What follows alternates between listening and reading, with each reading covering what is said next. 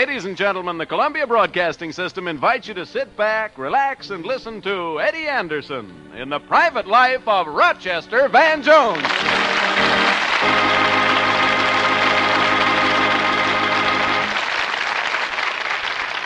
Rochester, you were having a little trouble with your girl. How are you making out now? Not so good. She's crazy about Franklin Monroe. Just because he has money? Yeah, Susie wants someone who can support her for the rest of her life. Well, can't you do that? Only if she doesn't live past Friday.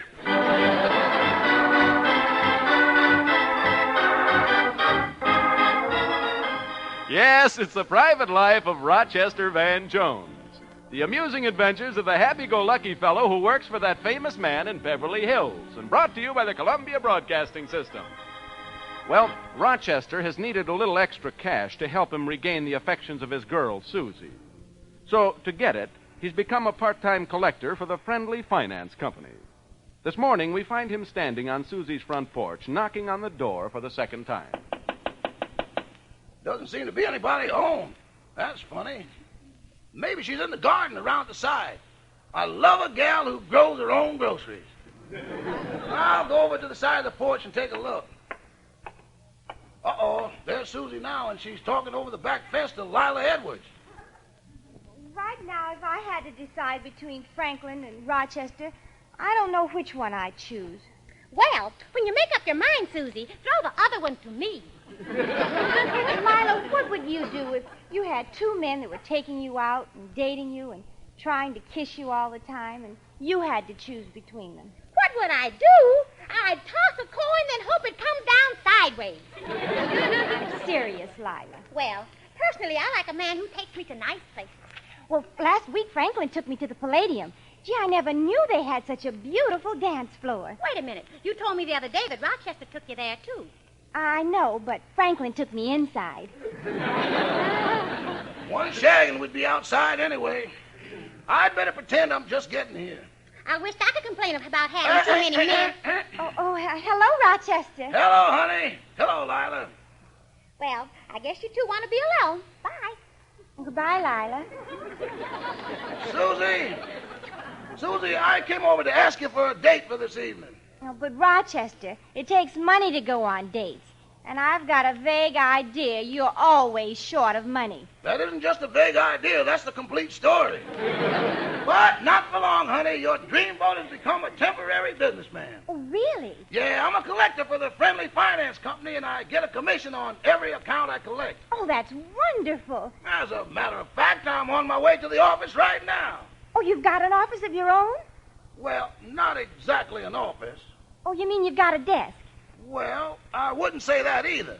Well, what do you have then? A pad, a pencil, and a standing permit to use the payphone at the corner gas station. Anyway, I'll have money to take you out tonight. Well, I don't know, Rochester. Franklin wants to take me to the opening of the Melody Club. Well, let me take you, Susie. I'll have the money. I figure a night at the Melody Club, including the cover charge, will come to exactly $10, and I'll get that. Well, how do you expect to get out without leaving a tip? Shag, baby, shag. Well, if I'm going to raise that dough, I'd better get over to the office.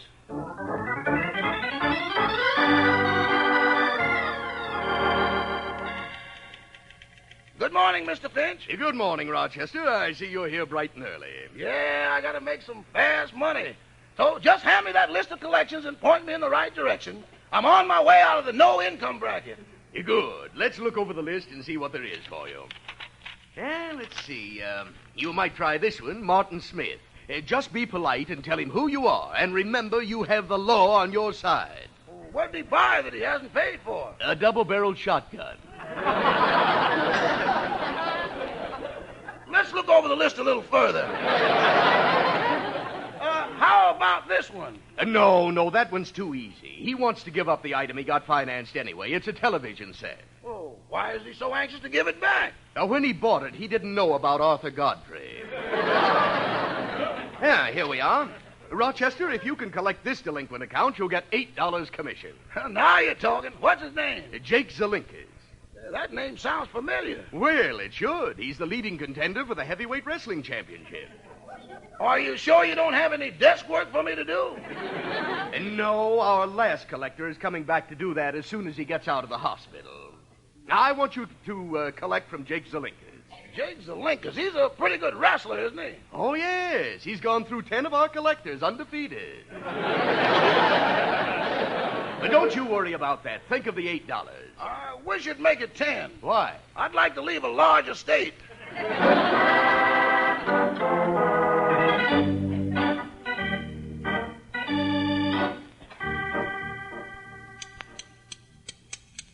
Hello, Devilgrass. Hello, Rochester. Devilgrass, you're the best friend I've got, so I came over for some advice. But I see you're busy. Oh, no, I'm through trimming this hedge. Come on in the kitchen. What's your problem, Rochester? Well, Susie had a date to go to the opening of the Melody Club with Franklin Monroe, but she said she'd break it when I told her I'd have enough money to take her there. But I haven't got the money yet, and if I don't get it, that'll be the end. Oh, can't raise the money, huh? Not unless I make a collection. Well, make the collection. It sounds easy. From a 240-pound wrestler? I'm talking about Jake Zelinkas. I can get hurt if he just leans on me. Well, the only way to handle a fella like that is to shame him into it. If he hits you, turn the other cheek. Devilgrass, after Jake Zelinkas hits you on one cheek, there's nothing left of the other one either. Excuse me. Hello? Who? Just a minute. Are you here, Rochester? Who is it? It's a woman. They always find me. Yeah, I'm here. He says he's here. Hold the phone. Here you are. Hello? Hello, Rochester. This is Susie. I broke the date with Franklin, and now I can go to the Melody Club with you tonight. Isn't that wonderful? Yeah. Oh, I'm so glad I'm not going with Franklin this time. Oh, he's handsome and intelligent. A wonderful dancer. But it'll be nice to have a change. Thanks. You'll have the money, won't you? Yeah, I'll have the money. Rochester, you don't sound very sure. And I want to tell you something. I broke that date with Franklin to go with you. And if you disappoint me this time, we're really through. Now, honey. And I mean it. Don't worry, Susie. I'll have the money. Well, I'll see you tonight, Rochester. Goodbye. Goodbye. I just don't know what to do. Somehow this Zelinkas frightens me. I'm really worried. Oh, Rochester, you forget that you've got broad shoulders, strong arms, and you've got coordination that's just built for striking power. Why, you don't realize what you can do. You've got hidden resources. That's right. Why, when you arouse, you've got the strength of 7 men, the courage of a lion, the snarling ferocity of a wounded tiger. Yeah. Now, why are you worried about Zelinkas? I'm afraid I'll kill him.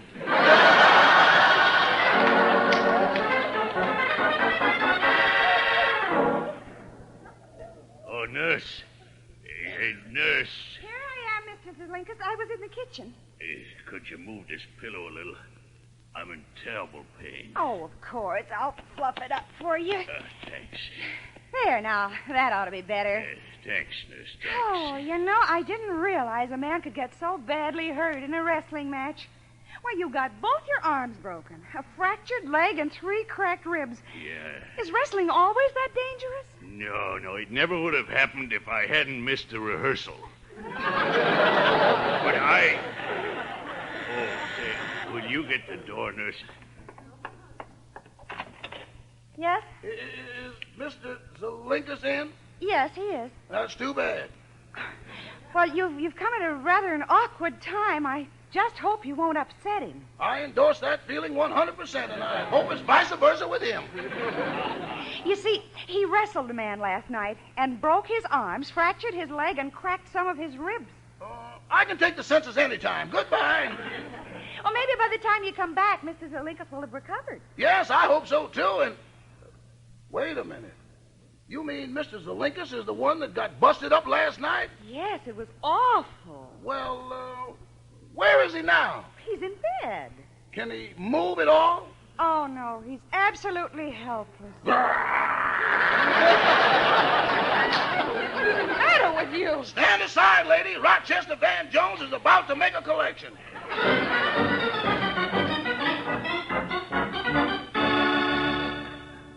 Rochester, do you mean you actually collected the $100 from Zelinkas? Sure, all in a day's work. It was nothing. Well, this is amazing. Was he mad when you asked him for the money? Yeah, he felt terrible. He was all broken up.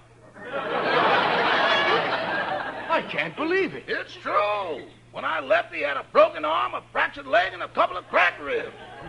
Little but mighty, eh?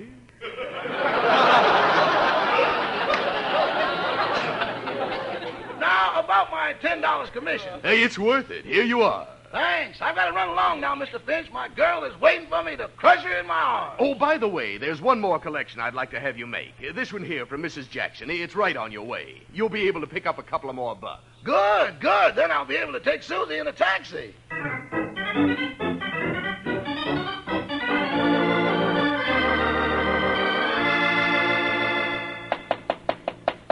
Yes, sir, this is my lucky day. I just have to make this last collection, and I'm off to Susie. How do you do? I'd like to see Mrs. Jackson. I'm Miss Jackson. Won't you come in? Yes, thank you. My, it's so nice to see a friendly face. Won't you sit down? Thank you. I'm always so happy when I have a visitor, especially when it's a fine young man like you. I'll fix some tea for you. I haven't got any cookies, but I'll put a piece of toast on the stove. How'll that be? Oh, just fine. I'd better get this over before I lose my nerve. Mrs. Jackson, I'm from the Friendly Finance Company. Please don't call me Miss Jackson. Just call me Mother. Do you know you're 3 months overdue on your payments? Mother? 3 months overdue. Yes, I'm afraid I do, son. But I haven't got a penny in the house. If you can't make the payments, I'll have to take your stove back. Mother? Really, I will. First, have your tea. I hope you don't want it too strong.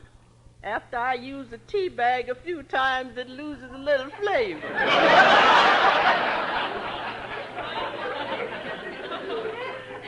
I know I'm going to hate myself for this, but I have to do my duty. Here's your tea, son. Thank you.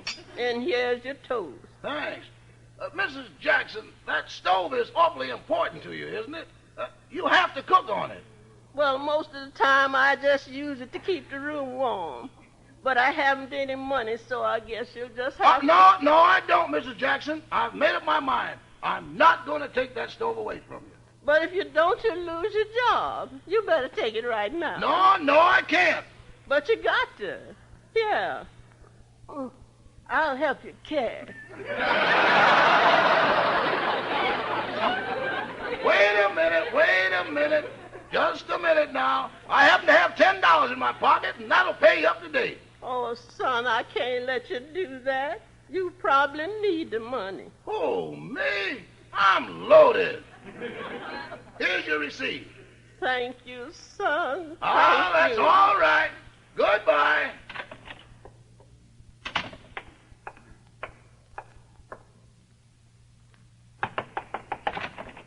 Mother?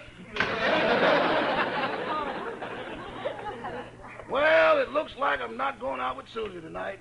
The only thing I don't understand is how can a guy feel so miserable and so wonderful at the same time?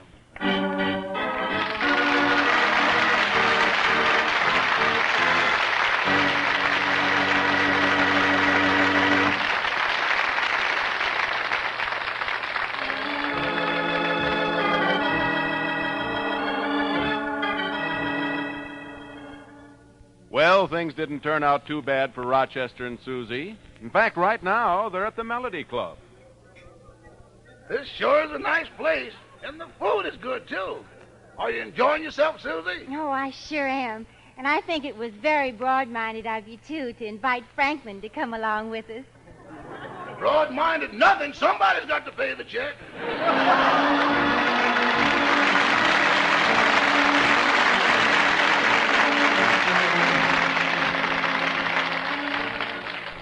I wonder if Rochester was so smart after all.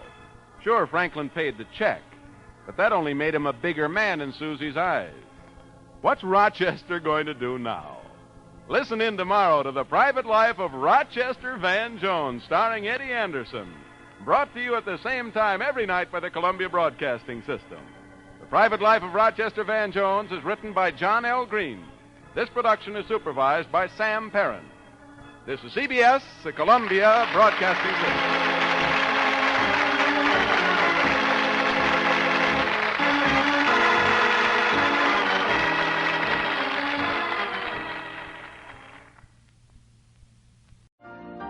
You've been listening to the OTR Gold Network. Find more classic radio at otrgold.com.